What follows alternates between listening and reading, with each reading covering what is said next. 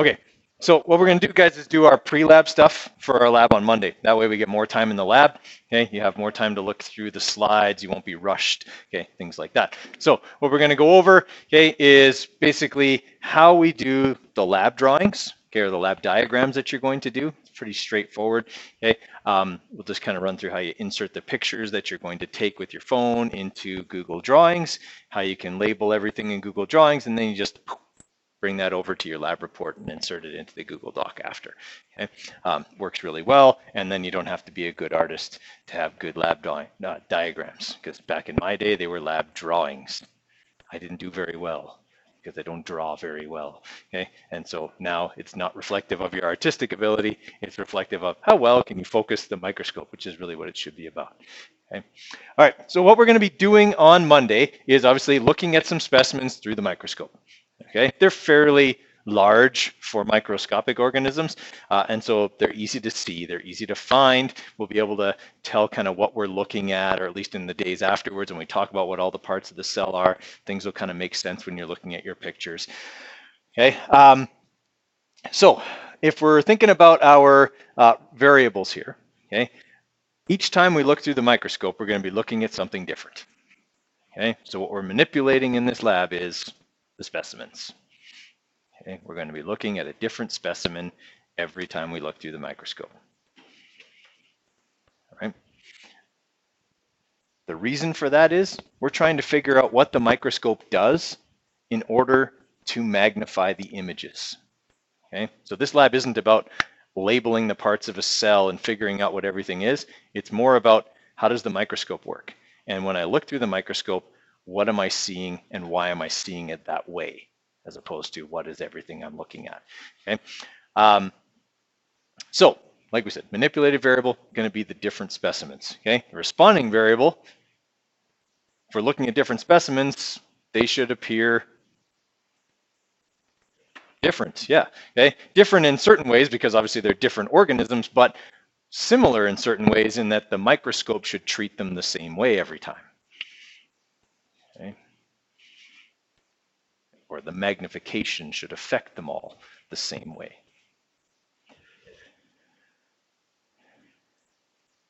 Okay. Your controlled variables are anything that can affect the way the thing looks through the microscope.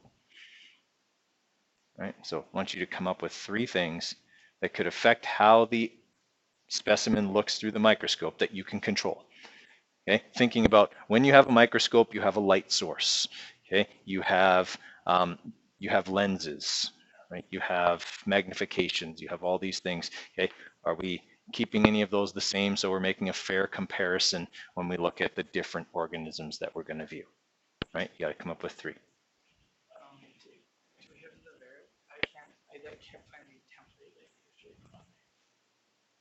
You know what? Because I didn't put it on there. Okay, hang on. Okay. Now, for our hypothesis here, okay, things that we want to include in our hypothesis, since we're trying to figure out how a microscope allows us to see tiny specimens, we should probably talk about in the if part how we think it does that. Okay, so the if part should talk about how you think a microscope works. Okay, I would say talking about lenses, okay, and there's more than one, mirrors are part of that, okay, all of that kind of thing. So how a microscope magnifies images.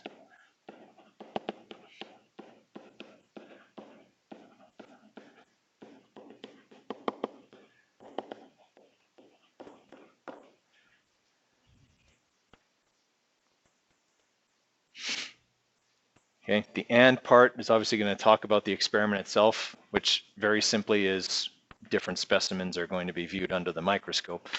Okay.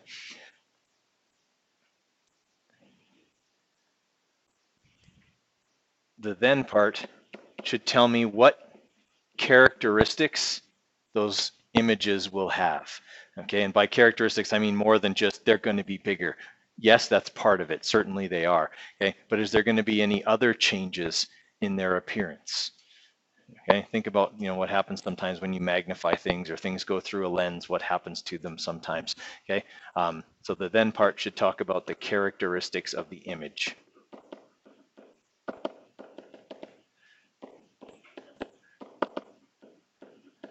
Okay, and then when we get to our conclusion, then we can talk about our observations, and we can say the observations were that when specimens were viewed through the microscope, they did appear this way and this way, which is what the hypothesis predicted. Therefore, the hypothesis is acceptable or not or whatever.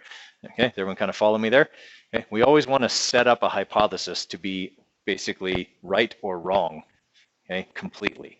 If we sit on the fence in a hypothesis, it won't accomplish anything, because we can say, oh, well, part of it was right and part of it was wrong, and I don't know. You gotta set yourself up to be right or wrong in a hypothesis.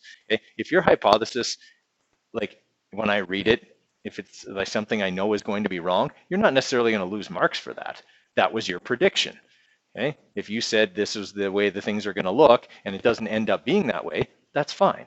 As long as in your conclusion you say, I don't accept my hypothesis and here's why.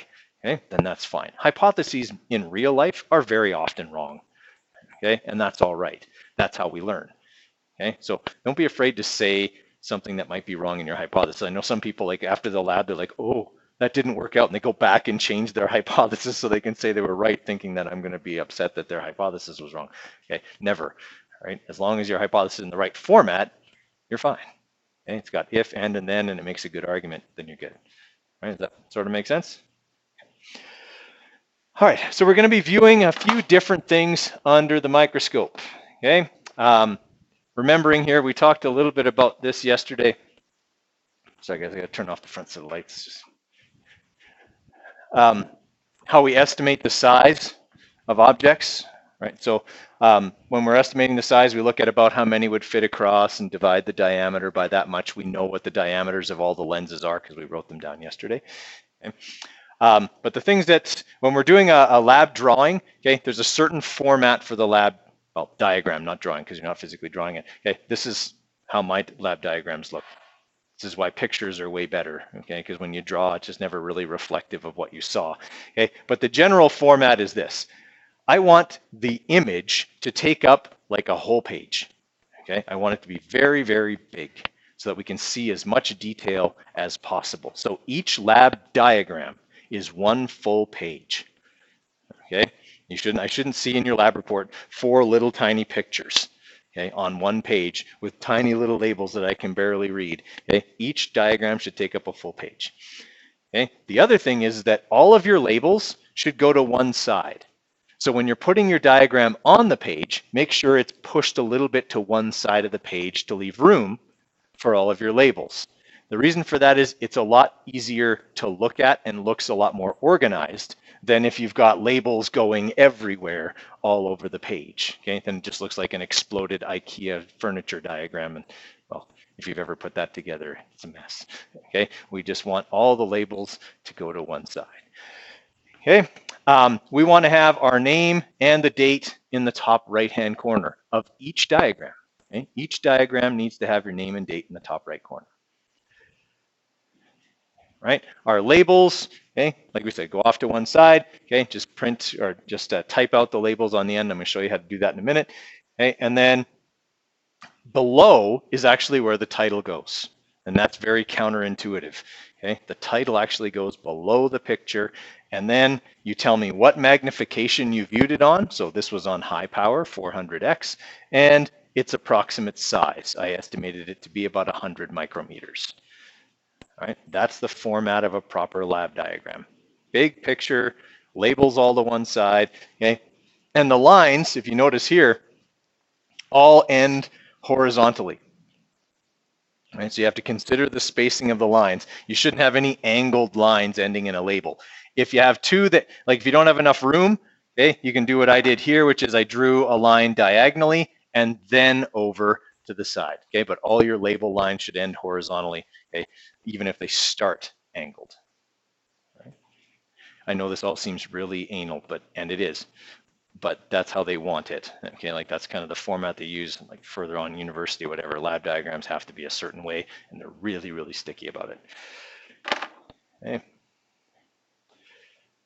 All right, so we talked about this yesterday, in case you didn't write those down, for estimating purposes. Okay, the scanning power lens has a diameter of 4,000 micrometers, low power 1,600 micrometers, okay, and high power 400 micrometers.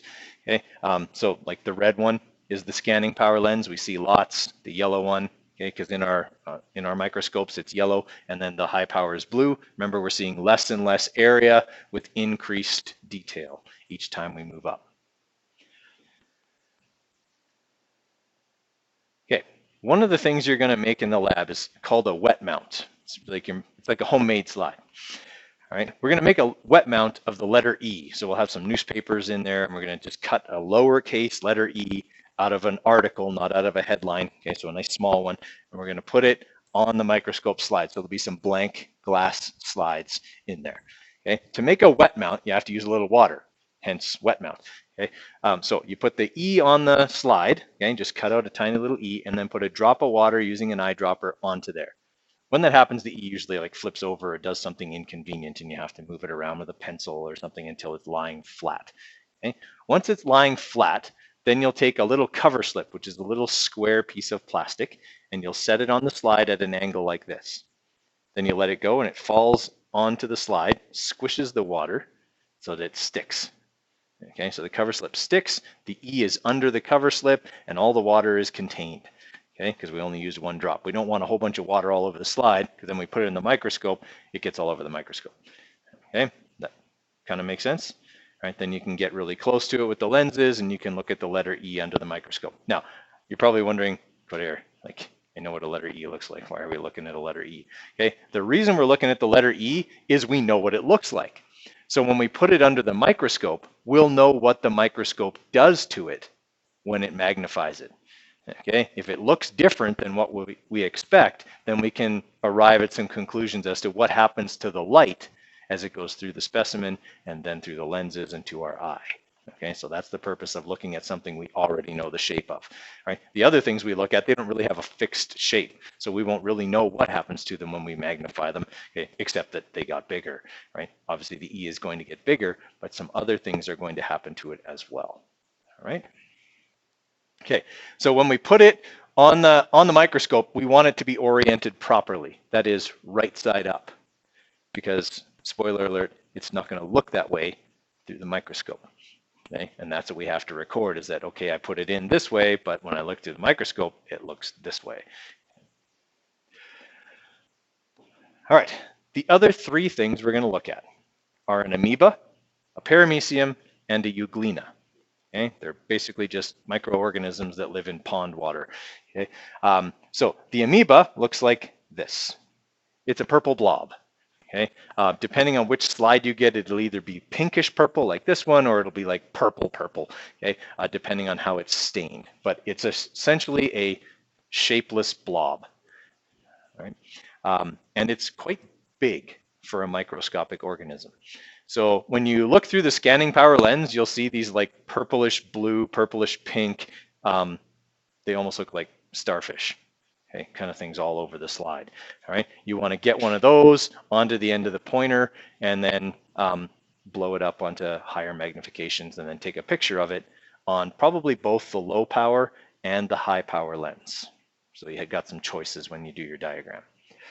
Okay. The issue with the amoeba is that even though it's microscopic, it's three-dimensional, so it has depth. So when you're focusing on it on high power, you won't be able to focus on the whole organism at one time. Okay, it's like if I look here at Evan, Evan is in focus and everybody else is out of focus because he's closer to me. Okay, whereas if I look behind at Jess, Jess is in focus, but now Evan and Kayla are not because they're ahead. Right? It's three-dimensional, and that's what will happen when you look at the amoeba. You'll focus on part of it, and you focus a little more, and that part will go out of focus, something else will come into focus, and so on. It's the only one where that'll be a problem. Okay? So like I said, you might want to take a picture of it on the low power lens at the highest resolution your phone can take. Okay? That way, you can blow up the picture you take. Okay? If you take it on a low resolution, when you try and blow it up, it gets all grainy. Okay? So we want to take it on as high a resolution as possible. All right, second thing we're going to look at is the paramecium. That's this thing over here. These ones are stained a bit differently. The ones we look at are stained. They actually come in a bunch of different colors. They could be purple, they could be pink, they can be blue, they can be brown. They come in all colors. And that's actually based on their different genders. There's more than just boys and girls in paramecium. Okay, they actually have all kinds of different ones. So they'll be in different colors, but they're all pretty much the same shape. They have this kind of oblong shape, and you'll see a nucleus, kind of like a dark point in the middle. You'll see kind of a star-shaped thing at the ends called a contractile vacuole. And you'll see, if you can see here, looks like there's little hairs all around the outside. Okay, they're called cilia. If you do a really good job of focusing in on high power, you'll see those as well. Okay.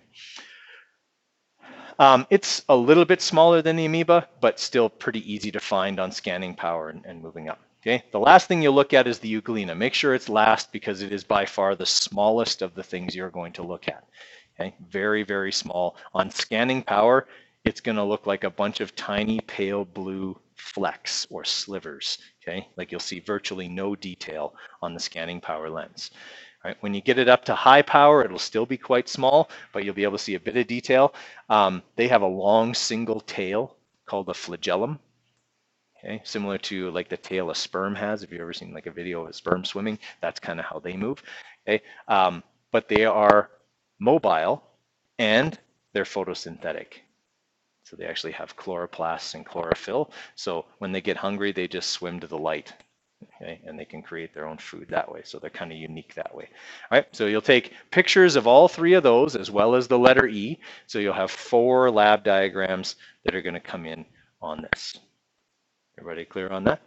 Okay, so let's look at how we're going to do those lab diagrams here. So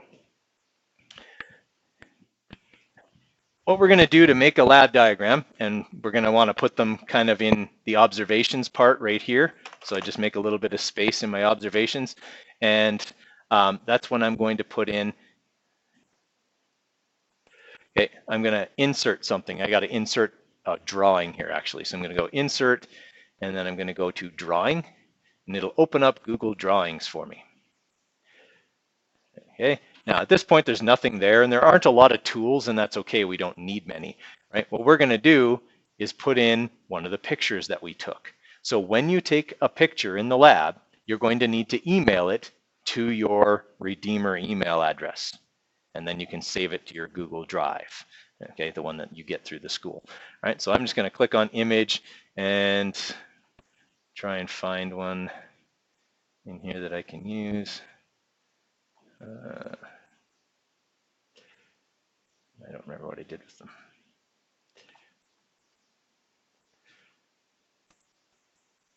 Pictures. Slideshows. Perfect. Okay, so there's an amoeba. Okay, so I'm going to take this picture of the amoeba, and I'm going to put it into Google Drawings. Boom, just like that. All right. Now, I said I wanted to have it kind of more on one side, so I probably need to rotate it a little bit. So I'm just going to pull. Come on, move. Okay, come on, move around here. Oh, there we go.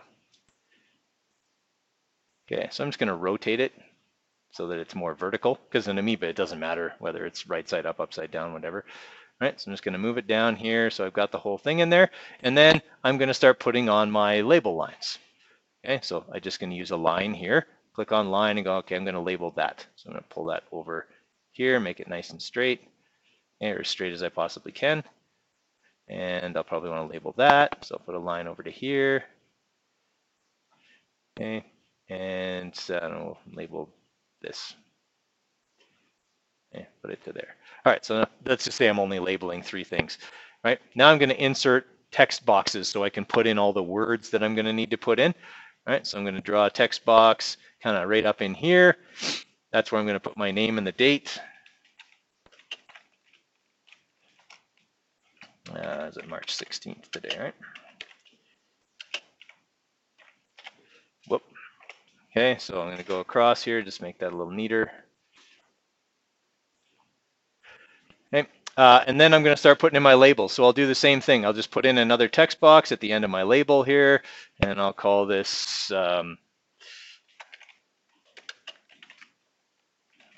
food vacuole, and then another text box down here. Okay, and I'll call that the nucleus, because that's what it is. And I'll put another one in down here. And that'll be water vacuole. Okay, so just putting in my labels, okay, according to, and then I can move them around so that they kind of match up with the line a little bit better after the fact. That's just stuff that you do at the end. Right, and then we said I also needed my name and the date at the, or sorry, the size and the title and everything at the bottom. Okay, I can do that in here, or I could do that in Google Docs as well, and it might be easier to do it in Google Docs. Okay, but if you want to, you can put the text box down at the bottom that says Amoeba 400x and however big you think it is based on your estimate. Okay, everyone with me so far? Okay, so now that I have that, okay, I'm going to want to download it.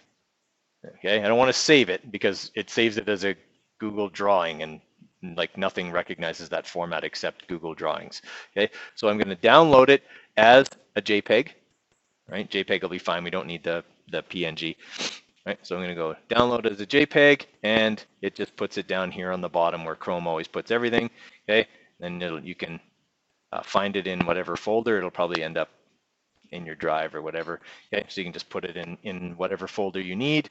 Okay, so it's in my downloads.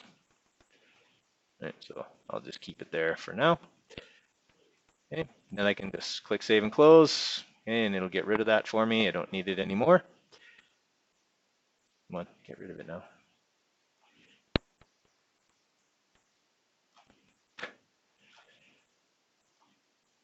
Go away now. All right, be that way. All right, I can't access the top part of it. Okay, we'll just do this and hopefully. So what I do now, oh, come on. Come on. All right, now that we got that closed, now I'm going to insert the drawing I just made into my document here. So I'm going to image, okay, and I'm just going to upload from my computer, and it was in downloads. So I'm going to find that. Okay, so it's right here.